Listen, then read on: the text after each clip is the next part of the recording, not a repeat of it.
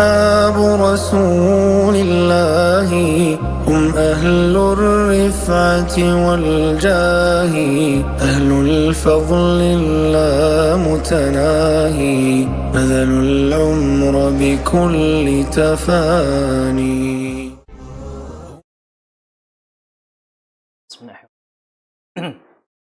Assalamualaikum warahmatullahi wabarakatuh.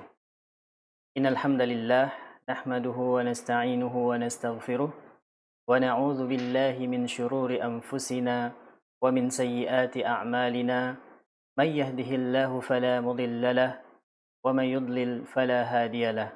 Ashhadu an la ilaha illallah wahdahu la syarika lah wa ashhadu anna Muhammadan abduhu wa rasuluh la nabiyya ba'da. Amma ba'd. Puji syukur senantiasa kita panjatkan kehadirat Allah Subhanahu wa taala, yang mana dengan rahmat dan karunia Allah kita diberikan kesempatan sekali lagi untuk berjumpa dengan bulan suci Ramadan, yang mana dengannya kita berharap bisa memperbanyak amalan-amalan kebaikan kita yang nantinya akan menjadi pemberat amalan kebaikan di akhirat kelak. Salawat serta salam semoga senantiasa tercurahkan kepada Nabi kita Nabi Muhammad sallallahu alaihi wasallam. Pemirsa Wahda TV yang dimuliakan oleh Allah Azza wa Jal, mulai pada hari ini dan hari-hari Ramadan, pada setiap kajian duha kita akan membahas 10 sahabat yang dijamin masuk surga oleh Allah, oleh Rasulullah sallallahu alaihi wasallam. Yang mana ketika kata ini didengar atau kita mendengarkan kata 10 sahabat yang dijamin masuk surga, apa maksudnya?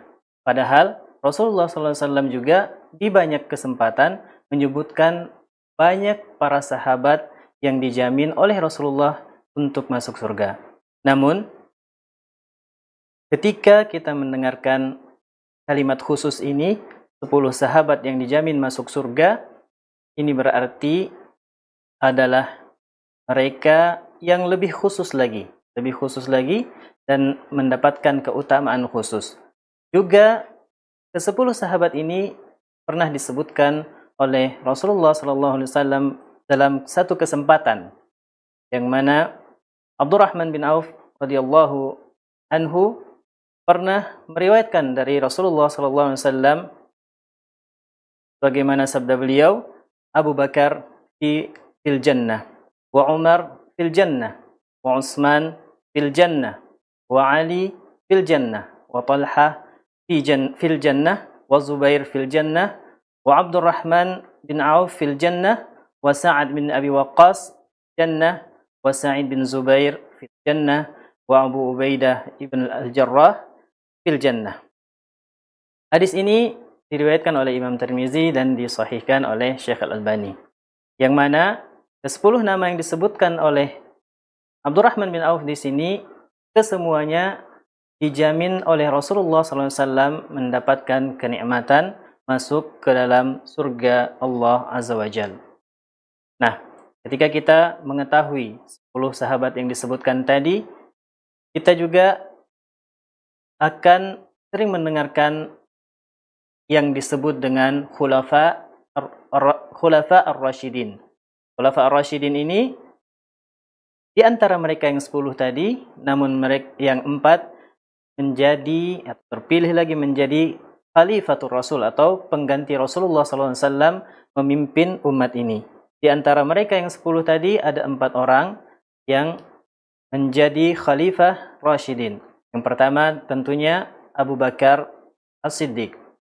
Kemudian Umar bin Khattab, kemudian Utsman bin Affan, juga Ali bin Abi Thalib. Keempatnya ini menjadi khulafa ar-rasyidin. Setelah kita mengetahui mereka-mereka ini, tentu kita akan bertanya, untuk apa kita mengkaji sirah mereka, mengkaji sejarah kehidupan mereka? Tentu jawabannya karena kita adalah seorang muslim yang mencari contoh terbaik dari umat ini, mencari sosok yang bisa kita contoh sehingga kita bisa mengamalkan dalam kehidupan kita sehari-hari. Maka yang paling pantas kita contoh adalah mereka yang telah mendapatkan tazkiyah langsung atau rekomendasi langsung dari Rasulullah Sallallahu Alaihi Wasallam, yang mana Rasul menjamin keberadaan mereka nanti di surganya. Kemudian alasan lain kita, atau pentingnya kita mempelajari sirah para sahabat yang mulia ini adalah karena mereka adalah umat yang terdekat dengan Nabi Sallallahu Alaihi Wasallam. Bahkan sahabat secara keseluruhan dijamin oleh Rasulullah atau diberikan rekomendasi oleh Rasulullah dan label sebagai manusia terbaik. Khairun nasi qarni thumma alladhina yalunahum thumma alladhina yalunahum.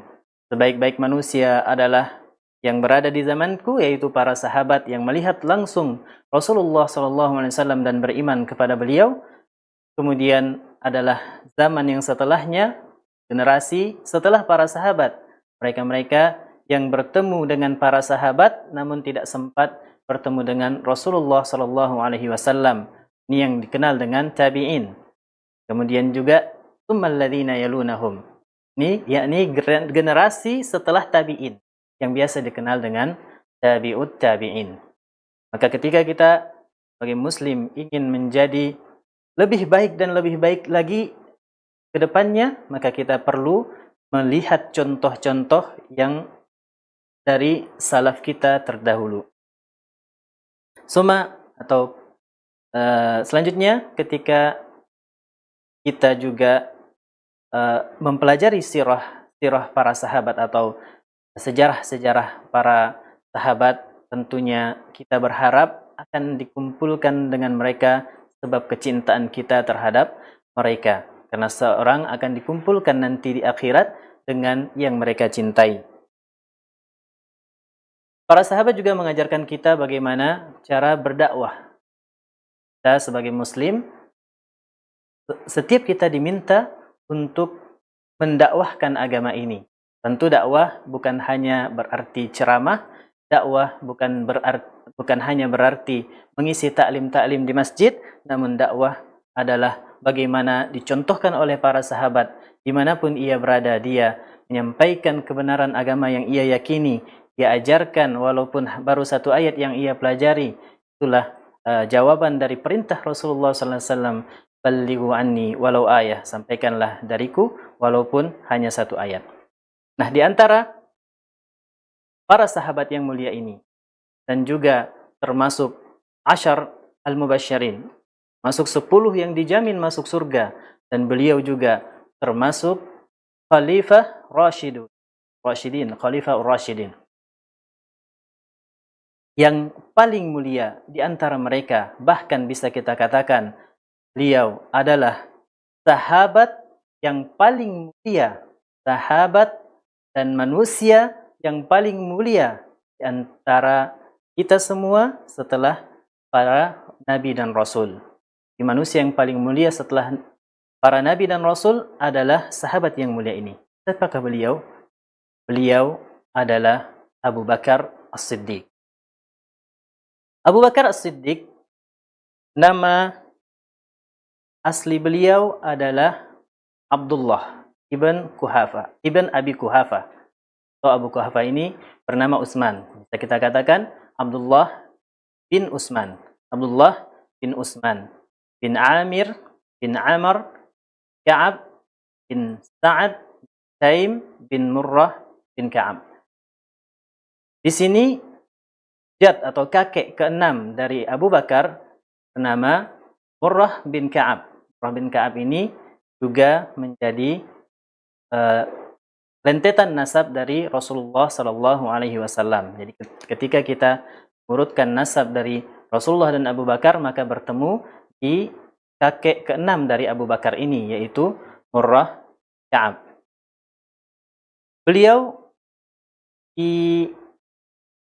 biasa disebut dengan As-Siddiq, Abu Bakar As-Siddiq, yang mana ini berarti bahwa beliaulah yang pertama kali membenarkan Rasulullah sallallahu alaihi wasallam ketika datang dengan Islam. Beliaulah yang membenarkan dakwah Rasulullah sallallahu alaihi wasallam pertama kali sehingga ia menjadi seorang sahabat pertama, sahabat sebelum Islam dan juga sahabat ketika telah berislam, dan dia menjadi sahabat pertama atau manusia pertama yang beriman kepada Rasulullah SAW sebagai nabi dari kalangan laki-laki.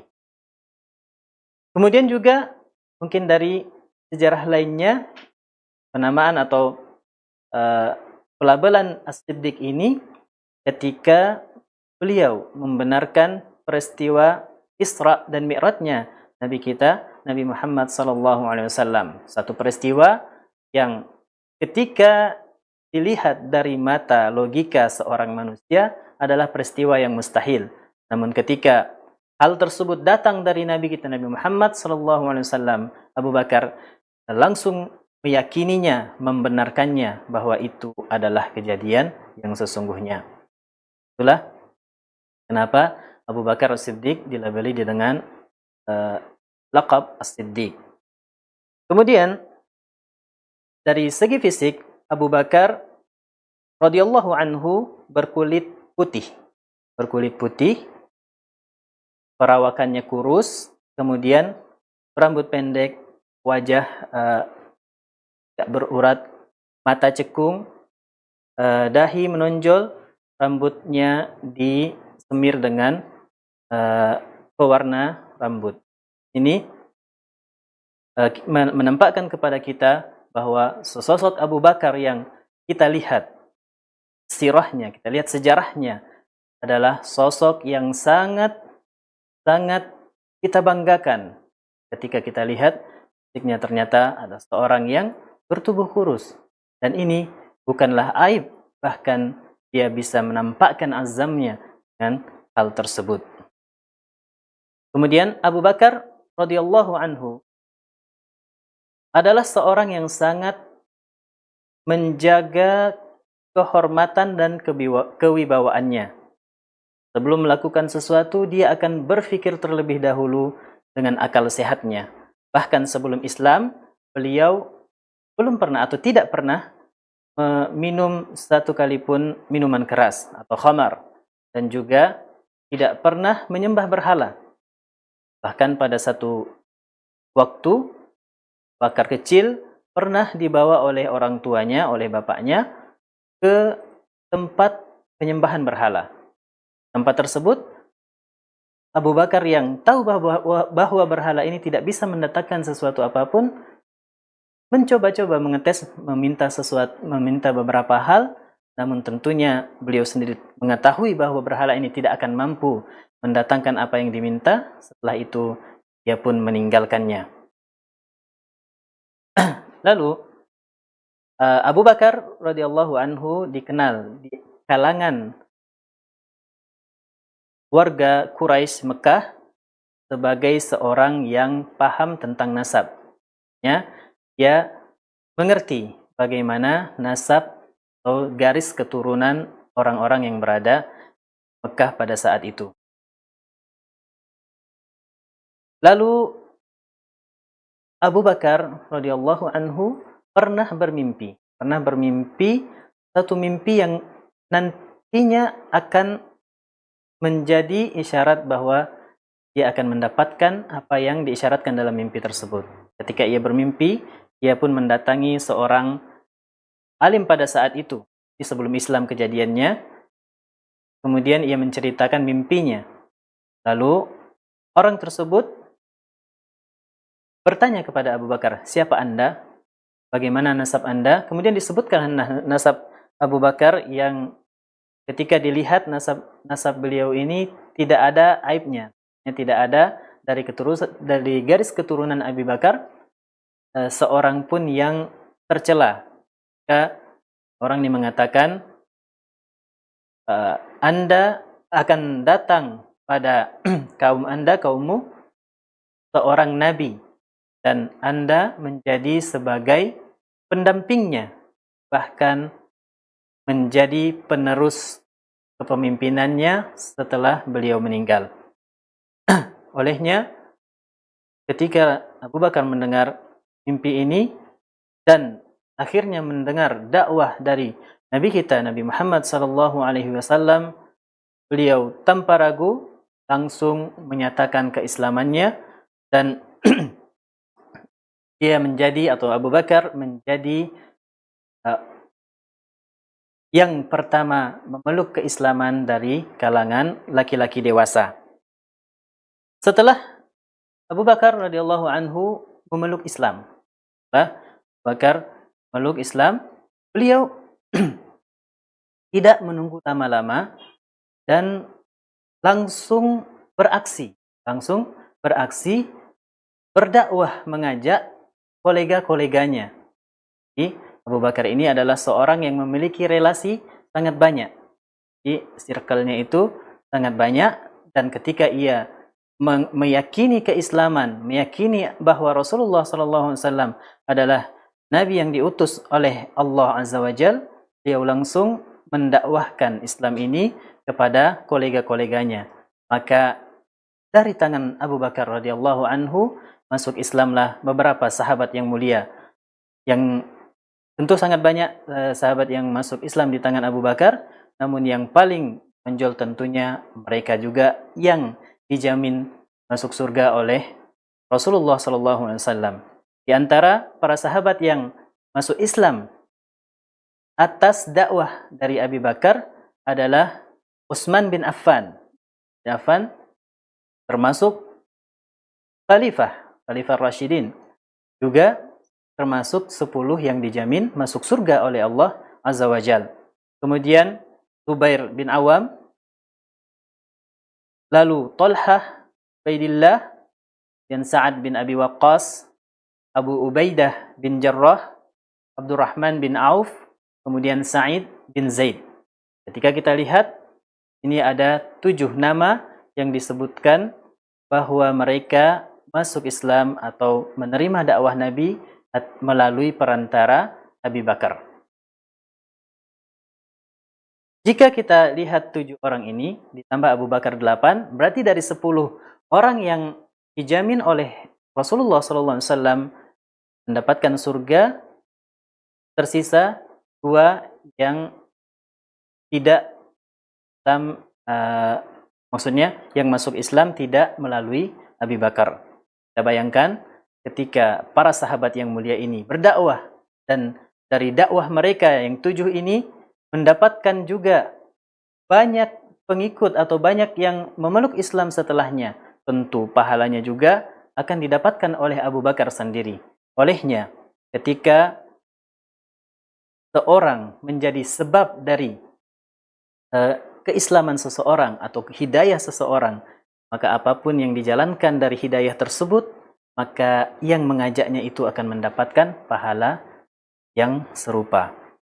Nah, jadi mungkin ini juga yang menjadi alasan Abu Bakar radhiyallahu anhu tidak akan bisa ditandingi oleh umat Islam sebagaimanapun kemampuannya dalam beribadah, sebagaimanapun kemampuannya dalam berdakwah. Karena semua yang kita lakukan, semua kebaikan yang kita lakukan, walaupun akhirnya nanti sama dengan kebaikan yang dilakukan Abu Bakar, maka tetaplah Abu Bakar yang mendapatkan kebaikan lebih, sebab semua yang kita lakukan pun akan menjadi bagian dari Abu Bakar radhiyallahu anhu. Setelah berdakwah terhadap kolega-kolega terdekat, Abu Bakar juga meminta izin untuk menampakkan keislamannya. Abu Bakar tidak ingin keislamannya itu disembunyikan, dan beliau meminta izin kepada Rasulullah untuk menampakkan keislamannya. Setelah beliau diizinkan, beliau langsung berpidato di hadapan masyarakat jahiliyah pada waktu itu, bahwa beliau mengajak kepada keislaman dan mengumumkan bahwa saya seorang Muslim sekarang.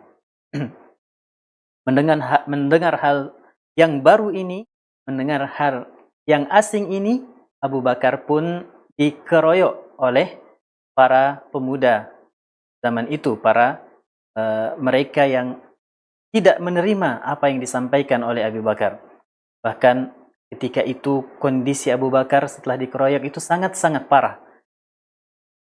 Di mana-mana, dan jika dibiarkan biasanya itu akan bisa membawa pada kematian. Namun ketika beliau dibawa ke rumah ibunya dan ingin diberikan minuman agar mendapatkan secercah tenaga untuk agar bisa memulihkan paling minimal kekuatan dirinya dulu, namun beliau tidak mau meminum minuman yang ditawarkan oleh ibunya sampai mendapatkan kabar bagaimana keadaan, bagaimana kondisi Rasulullah. Ibu dari Abu Bakar ini tentu belum mengenal Rasulullah SAW. Kemudian ibunya mengatakan, saya tidak mengenal beliau, jadi saya tidak bisa mengabari kondisi beliau. Kemudian Abu Bakar meminta untuk mendatangi seorang perempuan yang lain bernama Ummu Jamilah, yang orang tersebut menyembunyikan keislamannya. Ketika ibu Abu Bakar bertanya, wahai saudari, bagaimana kabar Muhammad SAW?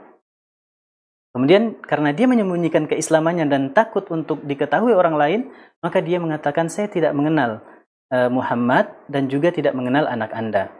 Lalu ibu dari Abu Bakar ini mengajak wanita tersebut ke tempat Abu Bakar berbaring.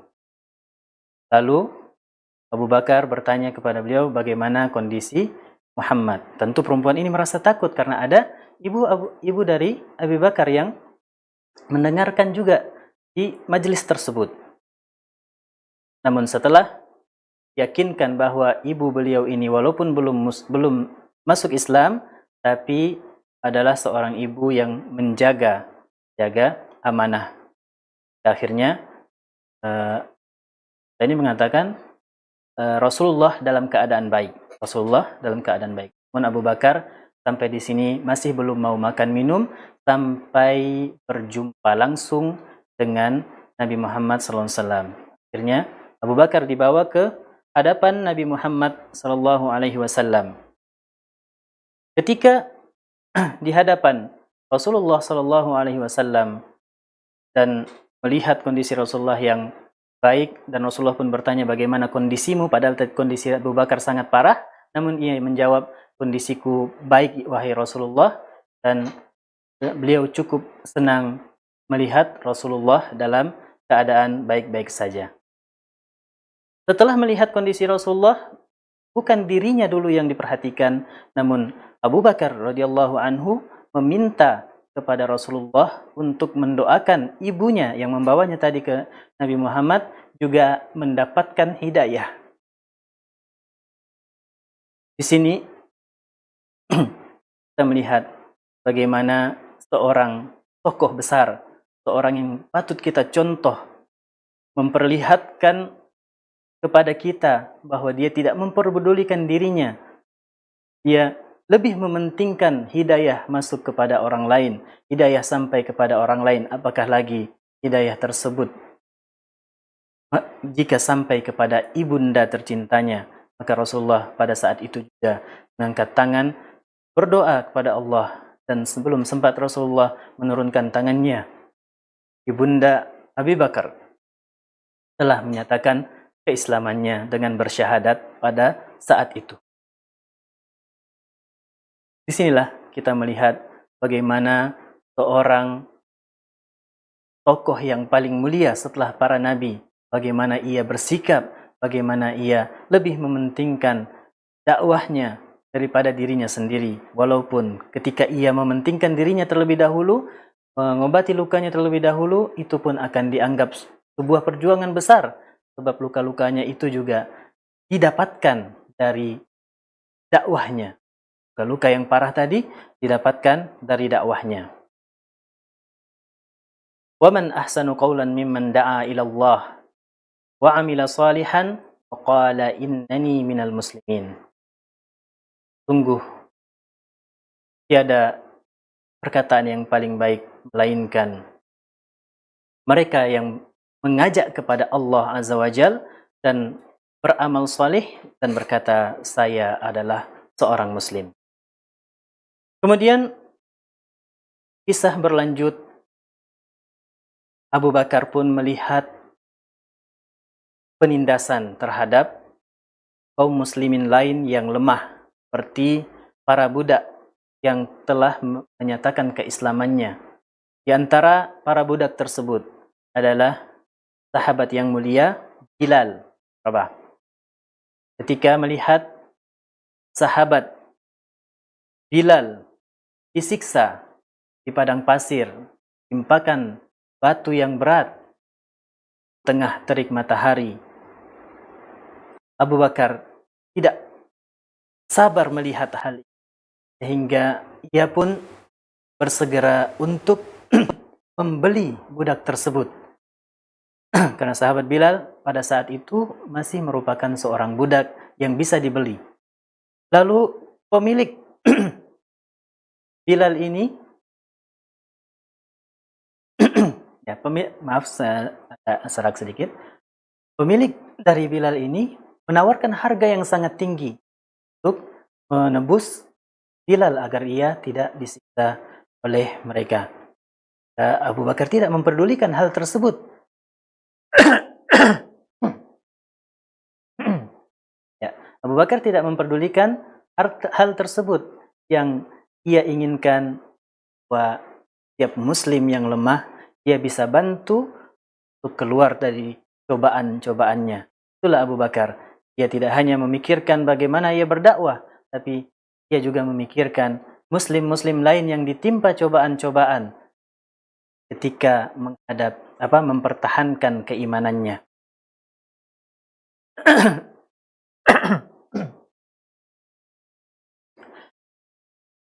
Kemudian peristiwa berlanjut ketika Rasulullah Shallallahu Alaihi Wasallam mengajak Abu Bakar untuk berbicara empat mata. Ini terjadi saat permulaan hijrah. Rasulullah mengatakan kepada Abu Bakar, Rasulullah bersabda kepada Abu Bakar, "Wahai Abu Bakar, Allah telah mengizinkanku untuk hijrah." Mendengar kata ini, apa yang terbetik dari seorang tokoh kita ini, seorang yang akan kita jadikan contoh ini? Dia mengatakan, "As-suhbah ya Rasulullah." Saya temani Rasulullah sampai diulang beberapa kali. "Suhbah ya Rasulullah." Ingin sekali rasanya Abu Bakar menjadi orang yang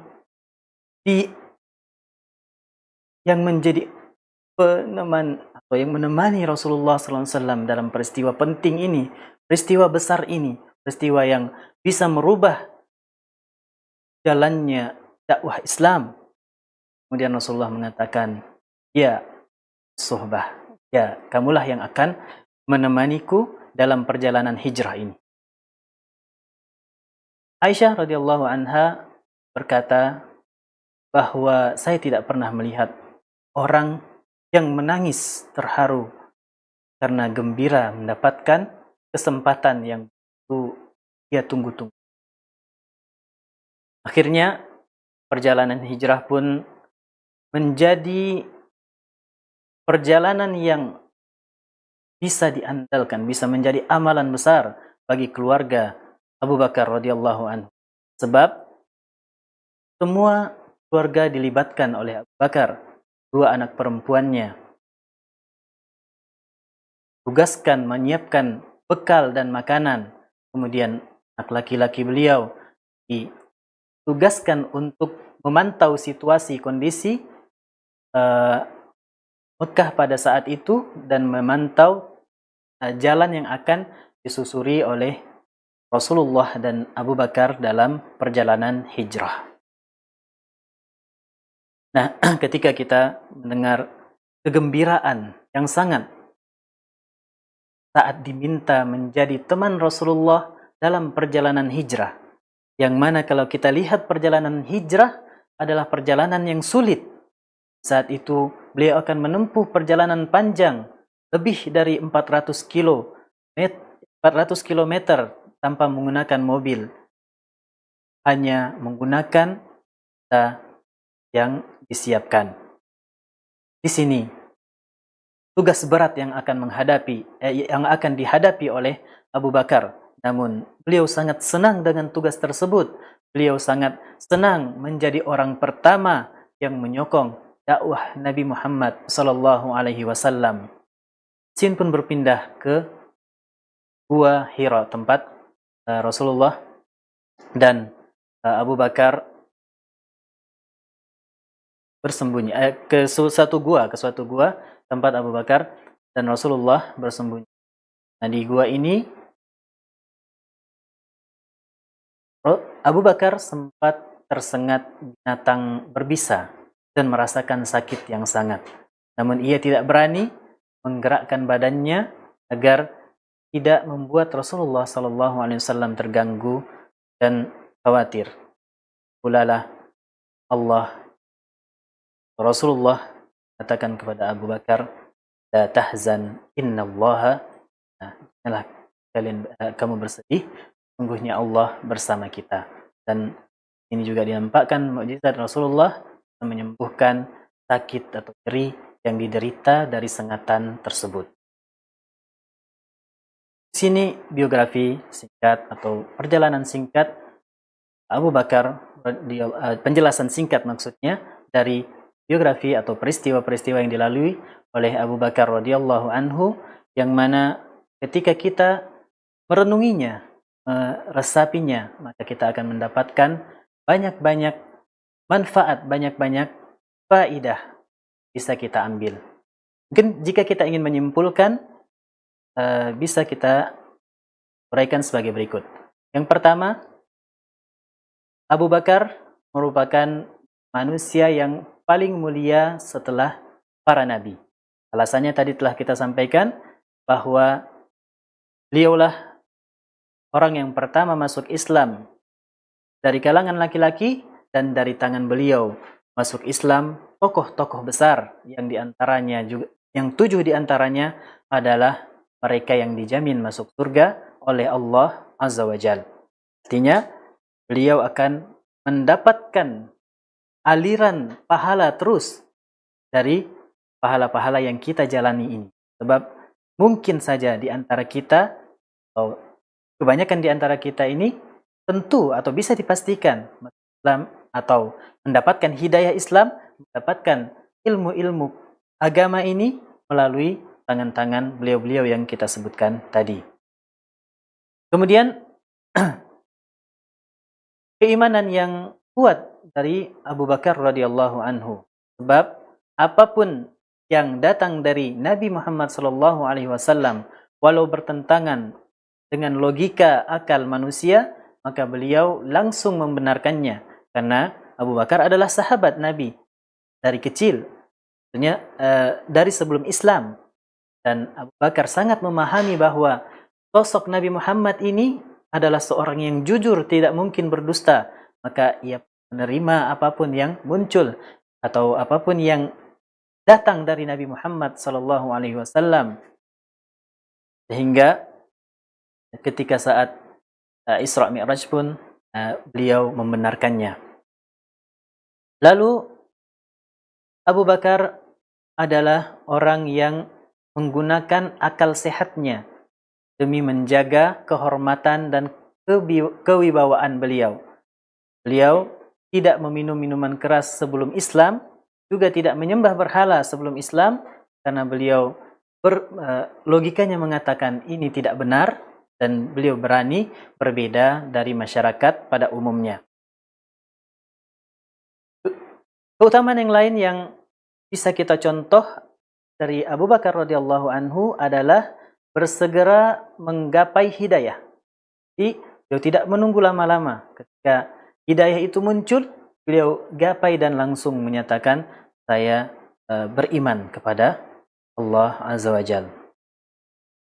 Kisah ini juga, kisah dari Abu Bakar radhiyallahu anhu juga mengajarkan kita arti cinta Nabi yang sesungguhnya.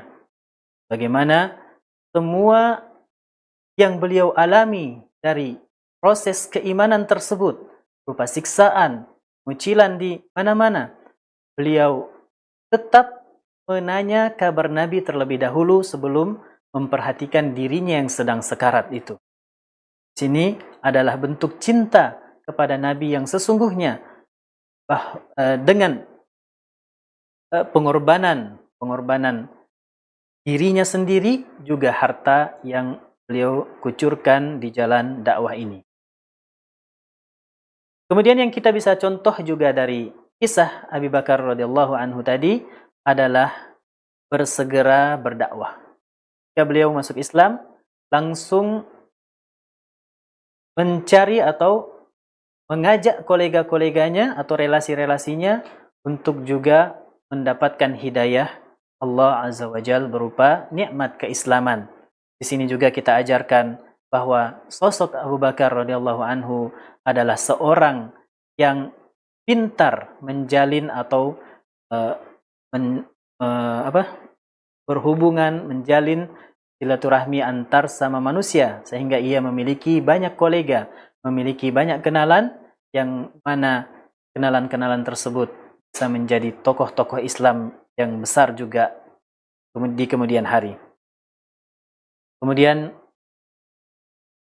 poin paling menonjol juga adalah keberanian beliau radhiyallahu anhu menampakkan keislamannya walaupun berujung dengan penyiksaan yang kita sebutkan tadi di cerita yang kita bawa tadi. Lalu manfaat berikutnya yang bisa kita teladani dan yakini bahwa adanya MLM pahala di level marketing pahala, atau ketika kita mengajak seseorang untuk mendapat hidayah dan orang tersebut mendapatkan hidayah dan menjalankan amalan-amalan karena hidayah tersebut, pahala orang tersebut mengalir ke kita yang mengajak.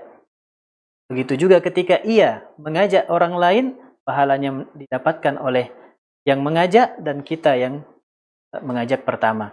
Ini ada di dalam konsep MLM pahala. Lalu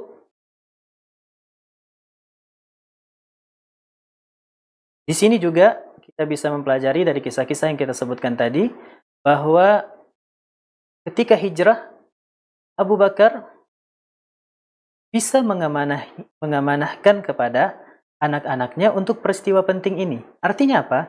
Artinya Abu Bakar sangat memahami orang-orang terdekatnya. Ini kan adalah perjalanan rahasia. Hijrah Nabi antara kepungan kaum musyrikin itu adalah perkara yang sangat rahasia. Namun Abu Bakar bisa memahami orang-orang terdekatnya bahwa anaknya tidak mungkin membocorkan permasalahan ini. Anaknya tidak mungkin berkhianat kepada Rasulullah SAW. Artinya Abu Bakar sangat memahami orang-orang terdekatnya.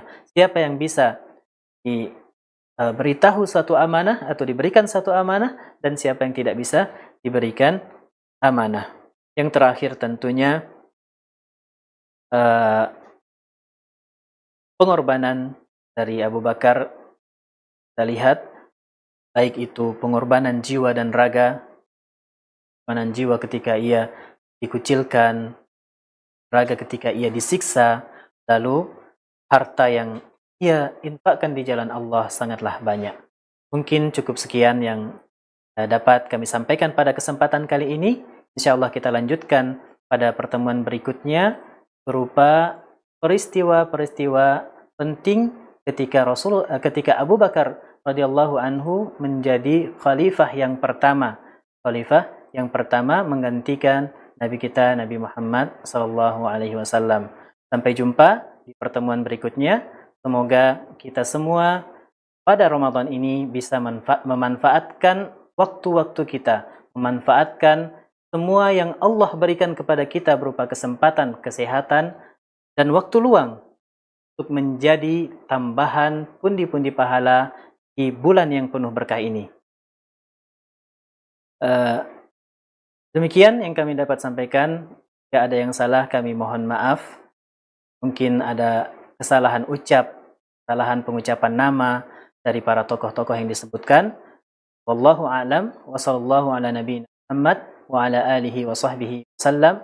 Wa akhiru da'wana anil hamdulillahi rabbil alamin. Assalamualaikum warahmatullahi wabarakatuh.